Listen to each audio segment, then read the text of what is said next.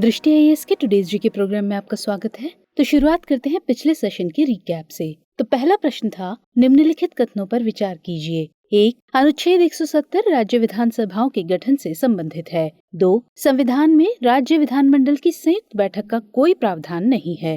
3. बिहार, महाराष्ट्र और पश्चिम बंगाल में द्विसदनीय विधायिका है। आपको बताना था कि इनमें से कौन सा या कौन से कथन सही है या सही है। ए केवल 1 और 2, बी केवल 2, सी केवल 1 और 3 या फिर डी केवल 3। तो इसका सही उत्तर है ऑप्शन बी केवल 2। अगला प्रश्न, निम्नलिखित कथनों पर विचार कीजिए। 1. परमाणु ऊर्जा में कोई भी ग्रीन हाउस गैस या वायु प्रदूषक नहीं होते हैं। 2. परमाणु ऊर्जा नवीकरणीय ऊर्जा का स्रोत है। 3. सार्वजनिक क्षेत्र की कंपनियों के संयुक्त उद्यम परमाणु ऊर्जा परियोजनाएं स्थापित कर सकते हैं। उपर्युक्त कथनों में से कौन सा या कौन से कथन सही है। ए केवल 1 और 2, बी केवल 2, सी केवल 1 और 3 या फिर डी केवल 3। तो इसका सही जवाब था ऑप्शन सी केवल 1 और 3। अगला प्रश्न, निम्नलिखित कथनों पर विचार कीजिए। 1. मुद्रास्फीति किसी देश की मुद्रा की एक इकाई की क्रय शक्ति में वृद्धि का संकेत है। 2. मुद्रास्फीति अंततः आर्थिक विकास में मंदी का कारण बन सकती है। 3. उपभोक्ता मूल्य सूचकांक यानी सीपीआई राष्ट्रीय सांख्यिकी कार्यालय यानी एनएसओ द्वारा जारी किया जाता है। उपर्युक्त कथनों में से कौन सा या कौन से कथन सही है। ए केवल 1 और 2, बी केवल 2, सी केवल 1 और 3 या फिर डी केवल 2 और 3। तो इसका सही जवाब था ऑप्शन डी केवल 2 और 3। अगला प्रश्न, निम्नलिखित कथनों पर विचार कीजिए। 1. न्यूनतम समर्थन मूल्य यानी एमएसपी वह न्यूनतम मूल्य है जो चीनी मिलों को किसानों को चुकाना होता है। 2. चीन के बाद भारत चीनी का दूसरा सबसे बड़ा उत्पादक देश है। 3. चीनी उद्योग के नियमन के बारे में सिफारिशें देने के लिए रंगराजन समिति 2012 का गठन किया गया था। उपर्युक्त कथनों में से कौन सा या कौन से कथन सही है या सही है। ए केवल 1 और 2, बी केवल 2, सी केवल 1 और 3 या फिर डी केवल 3। तो इसका सही उत्तर था ऑप्शन डी केवल 3। अगला प्रश्न, निम्नलिखित कथनों पर विचार कीजिए। 1. चंद्र क्रेटर यानी लूनर क्रेटर्स ज्वालामुखी द्वारा निर्मित कटोरे के आकार की भू आकृतियां हैं। 2. चंद्रमा पर सबसे बड़ा गड्ढा यानी क्रेटर दक्षिणी ध्रुव एटकेन बेसिन कहलाता है। उपर्युक्त में से कौन सा या कौन से कथन सही है। ए केवल 1, बी केवल 2, सी 1 और 2 दोनों या फिर डी न तो 1 और न ही 2। तो इसका सही जवाब था विकल्प सी 1 और 2 दोनों। अगला प्रश्न, किसी पार्टी के राष्ट्रीय राजनीतिक दल के रूप में मान्यता के लिए योग्यता के संबंध में निम्नलिखित कथनों पर विचार कीजिए। 1. उसे कम से कम 3 अलग अलग राज्यों से लोकसभा में कुल सीटों का कम से कम 2% जीतने की जरूरत है। 2. इसे 4 या अधिक राज्यों में राज्य पार्टी के रूप में मान्यता होनी चाहिए। उपर्युक्त कथनों में से कौन सा या कौन से कथन सही है या सही है। ए केवल 1, बी केवल 2, सी 1 और 2 दोनों या फिर डी न तो 1 और न ही 2। तो इसका सही जवाब था ऑप्शन सी 1 और 2 दोनों। अगला प्रश्न, जेनो ट्रांसप्लांटेशन के संबंध में निम्नलिखित कथनों पर विचार कीजिए। 1. किडनी से जुड़े जेनो ट्रांसप्लांटेशन का पहली बार मनुष्यों में 1980 के दशक में परीक्षण किया गया था। 2. सुअर के हृदय में पाया जाने वाला अल्फा गैल मनुष्यों में सकारात्मक प्रतिरक्षा प्रतिक्रिया उत्पन्न कर सकता है। इसी वजह से इसे जेनो ट्रांसप्लांटेशन के लिए उपयोगी माना जाता है। उपर्युक्त कथनों में से कौन सा या कौन से कथन सही है।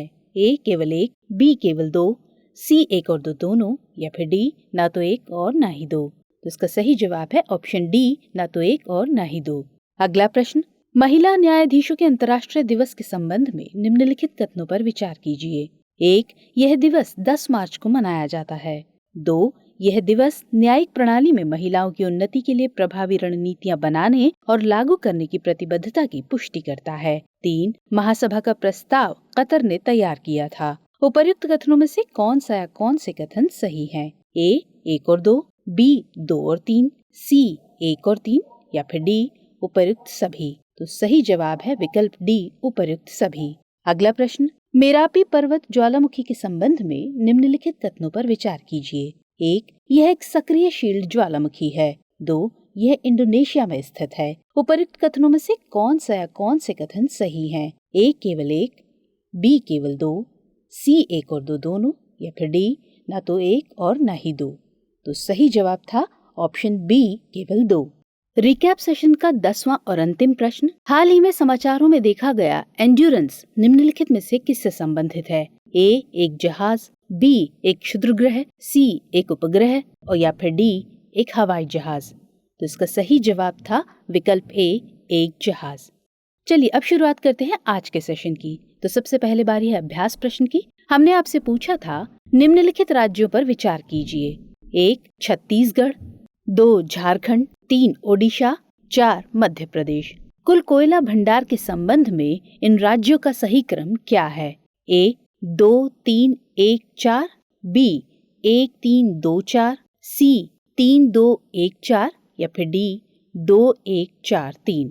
तो इस प्रश्न का सही उत्तर था ऑप्शन ए 2 3 1 4। दरअसल आंकड़ों से पता चलता है कि मार्च में रूस से भारत का कोयला आयात 2 साल से अधिक समय में सबसे ज्यादा हो सकता है। भारत का छठा सबसे बड़ा कोकिंग और थर्मल कोयले का आपूर्तिकर्ता रूस जल्द ही चीन को अधिक सस्ती कीमतों पर कोयले की पेशकश शुरू कर सकता है। भारत में कुल कोयला भंडार के मामले में शीर्ष 5 राज्य हैं: झारखंड, ओडिशा, छत्तीसगढ़, पश्चिम बंगाल और मध्य प्रदेश। इसलिए विकल्प ए सही है। हमारे वीडियो अंग्रेजी में देखने के लिए फॉलो करें हमारा ही दूसरा यूट्यूब चैनल दृष्टि IAS इंग्लिश। चलिए अब बारी है आज के पहले प्रश्न की। राष्ट्रीय आपराधिक रिकॉर्ड ब्यूरो यानी NCRB के संबंध में निम्नलिखित कथनों पर विचार कीजिए। 1 इसकी स्थापना 1986 में गृह मंत्रालय के अधीन की गई थी। 2 इसे राष्ट्रीय पुलिस आयोग और गृह मंत्रालय के कार्यबल की सिफारिशों के आधार पर स्थापित किया गया था। 3 NCRB देश भर में अपराध के संबंध में वार्षिक आधार पर विस्तृत आंकड़े प्रकाशित करता है। आपको बताना है कि इनमें से कौन सा या कौन से कथन सही हैं। ऑप्शन है ए केवल 1, बी केवल 2 और 3, सी केवल 3 या फिर डी 1 2 और 3। तो इस प्रश्न का सही उत्तर है ऑप्शन डी। दरअसल हाल ही में केंद्रीय गृह और सहकारिता मंत्री ने राष्ट्रीय अपराध रिकॉर्ड ब्यूरो के 37वें स्थापना दिवस समारोह में भाग लिया। NCRB की स्थापना 1986 में गृह मंत्रालय के तहत की गई थी, इसलिए कथन 1 सही है। इसे अपराध और अपराधियों के बारे में सूचना संग्रहकर्ता के रूप में स्थापित किया गया था ताकि अपराधियों के अपराध का पता लगाने में जांचकर्ताओं की सहायता ली जा सके। इसे राष्ट्रीय पुलिस आयोग 1977 से 1981 और गृह मंत्रालय के कार्यबल 1985 की सिफारिशों के आधार पर स्थापित किया गया था, इसलिए कथन 2 भी सही है। NCRB देश भर में अपराध के संबंध में वार्षिक आधार पर विस्तृत आंकड़े प्रकाशित करता है और इसका शीर्षक भारत में अपराध है, इसलिए कथन 3 भी सही है। तो इस तरह इस प्रश्न का सही उत्तर हो जाता है ऑप्शन डी 1 2 और 3। अगला प्रश्न, न्यूनतम समर्थन मूल्य यानी MSP के संबंध में निम्नलिखित कथनों पर विचार कीजिए। 1 MSP राष्ट्रीय खाद्य सुरक्षा अधिनियम यानी NFSA 2013 की अपेक्षाओं को पूरा करने के लिए एक सार्वजनिक खरीद कार्यक्रम है। 2 कृषि लागत और मूल्य आयोग MSP तय करने के बारे में अंतिम निर्णय लेता है। उपर्युक्त कथनों में से कौन सा या कौन से कथन सही हैं? A केवल 1, B केवल 2, C 1 और 2 दोनों या फिर D ना तो 1 और ना ही 2। तो इस सवाल का सही जवाब है विकल्प A। दरअसल हरियाणा सरकार खेती में सुधार के लिए डिजिटल गवर्नेंस साधनों को तेजी से अपना रही है। सरकार ने 14 फसलों के लिए न्यूनतम समर्थन मूल्य यानी MSP की घोषणा की। MSP किसी भी फसल का वह न्यूनतम मूल्य है जिसे सरकार किसानों के लिए लाभकारी मानती है और इसलिए वह समर्थन के योग्य है। MSP राष्ट्रीय खाद्य सुरक्षा अधिनियम यानी NFSA 2013 की आवश्यकताओं को पूरा करने के लिए एक सार्वजनिक खरीद कार्यक्रम है, इसलिए कथन 1 सही है। कृषि लागत और मूल्य आयोग यानी CACP केवल 22 फसलों के लिए न्यूनतम समर्थन मूल्य की सिफारिश करता है। केंद्र सरकार की आर्थिक मामलों की मंत्रिमंडलीय समिति यानी CCEA न्यूनतम समर्थन मूल्य के स्तर और CACP द्वारा की गई अन्य सिफारिशों पर अंतिम निर्णय लेती है, इसलिए कथन 2 सही नहीं है। तो इस तरह इस प्रश्न का सही जवाब हो जाता है ऑप्शन A केवल 1। अगला प्रश्न, स्वामित्व योजना के संबंध में निम्नलिखित कथनों पर विचार कीजिए। 1 इसका उद्देश्य शहरी भारत के लिए एक एकीकृत संपत्ति सत्यापन समाधान प्रदान करना है। 2 यह ड्रोन तकनीक का उपयोग करके भूखंडों के मानचित्रण के लिए एक अखिल भारतीय योजना है। उपर्युक्त कथनों में से कौन सा या कौन से कथन सही हैं? A केवल 1, B केवल 2, C 1 और 2 दोनों या फिर D ना तो 1 और ना ही 2। तो इसका सही उत्तर है ऑप्शन बी। केंद्रीय पंचायती राज मंत्री ने स्वामित्व योजना के तहत अपने निर्वाचन क्षेत्र में ड्रोन उड़ान शुरू होने के बारे में सांसदों अथवा विधायकों को सूचित करने के लिए SMS भेजने की कार्यक्षमता शुरू की। स्वामित्व का मतलब गाँवों के सर्वेक्षण और गाँव के क्षेत्रों में सुधारित प्रौद्योगिकी के साथ मानचित्रण करना है। स्वामित्व योजना पंचायती राज मंत्रालय, राज्य पंचायती राज विभागों, राज्य राजस्व विभागों और भारतीय सर्वेक्षण विभाग का एक सहयोगी प्रयास है। इसका उद्देश्य ग्रामीण भारत के लिए एक एकीकृत संपत्ति सत्यापन समाधान प्रदान करना है। इसलिए कथन 1 सही नहीं है। यह ड्रोन तकनीक और कंटिन्यूअस ऑपरेटिंग रेफरेंस स्टेशन यानी CORS का इस्तेमाल करके ग्रामीण क्षेत्रों में भूखंडों के मानचित्रण के लिए एक अखिल भारतीय योजना है। इसलिए कथन 2 सही है। तो इस तरह इस प्रश्न का सही उत्तर हो जाता है ऑप्शन बी, केवल 2। अगला प्रश्न, कोरोनल मास इजेक्शन यानी CME के संबंध में निम्नलिखित कथनों पर विचार कीजिए। 1, ये सौरमंडल में होने वाले सबसे शक्तिशाली विस्फोट होते हैं। 2, ये पृथ्वी पर उपग्रहों और रेडियो संचार नेटवर्क पर हानिकारक प्रभाव डाल सकता है। 3, ये पृथ्वी पर ऑरोरा पैदा कर सकते हैं। उपर्युक्त कथनों में से कौन सा या कौन से कथन सही हैं? A केवल 1 और 2, B केवल 2, C केवल 1 और 3 या फिर D 1, 2 और 3। तो इस प्रश्न का सही उत्तर है ऑप्शन डी।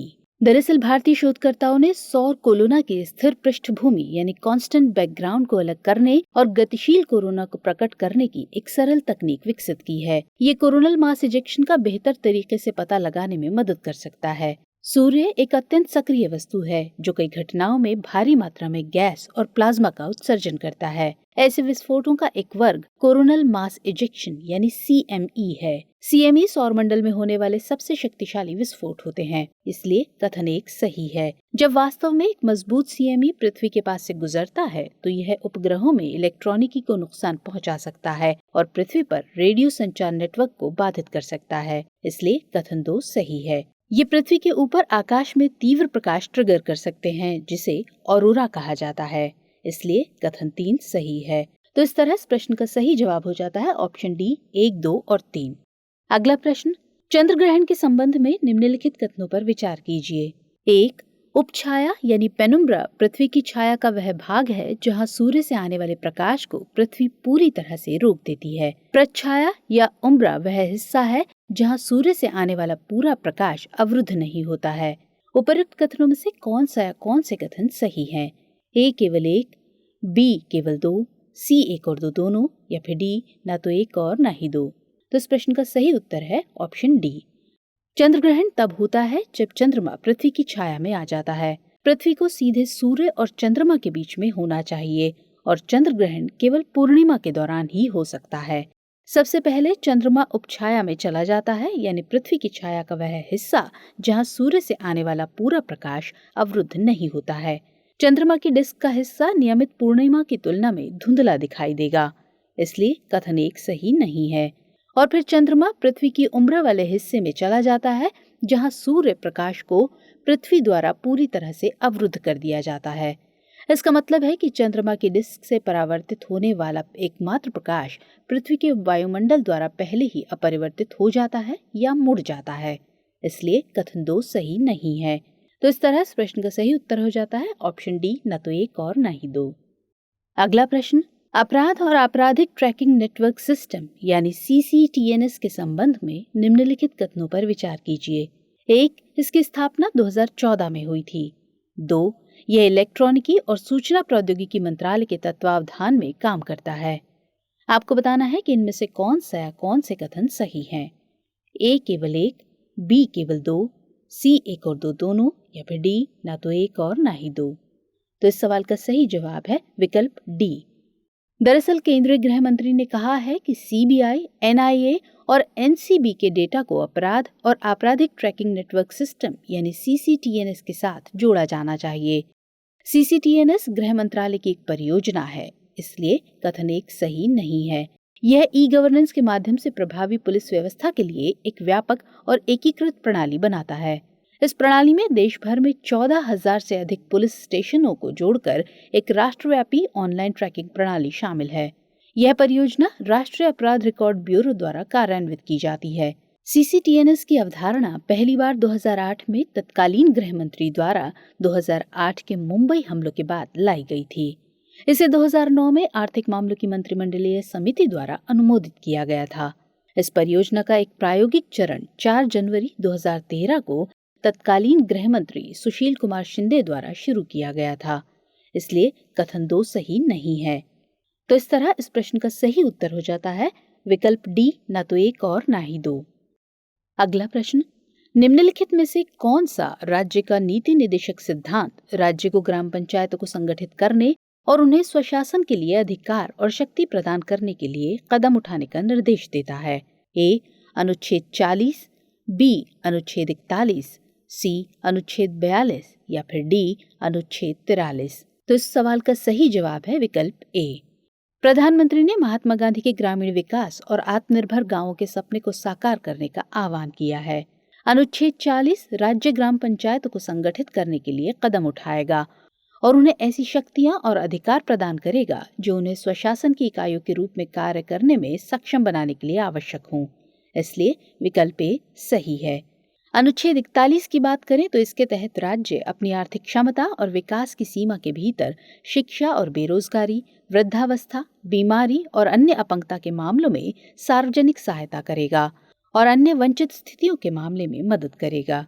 वहीं अनुच्छेद 42 की बात करें तो इसके तहत राज्य काम की न्याय संगत और मानवोचित दशाओं को सुनिश्चित करने के लिए और प्रसूति सहायता के लिए उपबंध करेगा, जबकि अनुच्छेद 43 के तहत राज्य उपयुक्त विधान या आर्थिक संगठन द्वारा या किसी अन्य रीति से कृषि के, उद्योग के या अन्य प्रकार के सभी कर्मकारों को काम, निर्वाह मजदूरी, शिष्ट जीवन स्तर और अवकाश का संपूर्ण उपभोग सुनिश्चित करने वाली काम की दशाएं तथा सामाजिक और सांस्कृतिक अवसर प्राप्त कराने का प्रयास करेगा और विशिष्टतया ग्रामों में कुटीर उद्योगों को वैयक्तिक या सहकारी आधार पर बढ़ाने का प्रयास करेगा।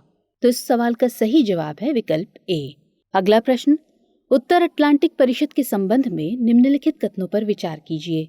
1, ये नाटो में प्रमुख राजनीतिक निर्णय लेने वाली संस्था है। 2, नाटो के प्रत्येक सदस्य देश की NAC में एक सीट है। उपर्युक्त कथनों में से कौन सा या कौन से कथन सही हैं? ए केवल 1, बी केवल 2, सी 1 और 2 दोनों या फिर डी ना तो 1 और ना ही 2। इसका सही जवाब है ऑप्शन सी। दरअसल अमेरिकी राष्ट्रपति जो बिडेन ने कहा है कि संयुक्त राज्य अमेरिका यूक्रेन में नहीं लड़ेगा। उत्तरी अटलांटिक परिषद यानी NAC नाटो में प्रमुख राजनीतिक निर्णय लेने वाली संस्था है, इसलिए कथन 1 सही है। प्रत्येक सदस्य देश की NAC में एक सीट होती है, इसलिए कथन 2 सही है। यह सप्ताह में कम से कम एक बार या जब भी आवश्यकता होती है विभिन्न स्तरों पर बैठक करती है।